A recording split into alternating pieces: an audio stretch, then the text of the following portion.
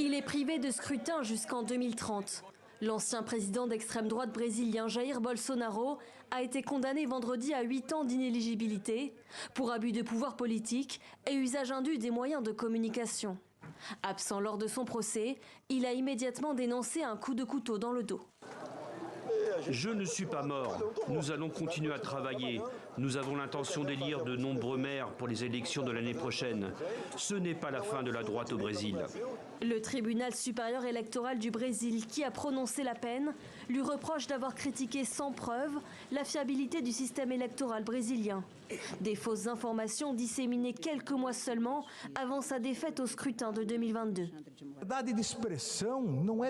La liberté d'expression n'est pas la liberté d'agression.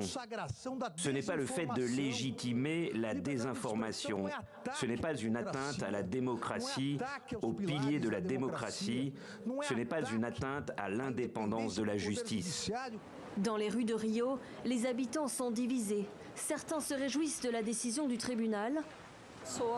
Je suis favorable au fait que l'ancien président soit inéligible en raison de toutes les choses qu'il a faites, que je considère sans rapport avec sa position ou celle de n'importe qui, et je pense qu'il s'agit d'un procès équitable.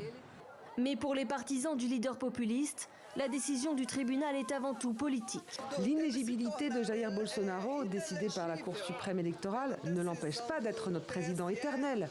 Bolsonaro est notre président pour toujours. Peu importe ce qu'il se passera maintenant, il garde beaucoup de pouvoir à droite. Je pense que la personne qu'il nommera, bien sûr, sera quelqu'un qui n'est pas épuisé par le jeu politique brésilien.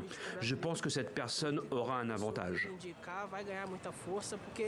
L'avocat de Jair Bolsonaro a déjà annoncé qu'il envisageait de faire appel.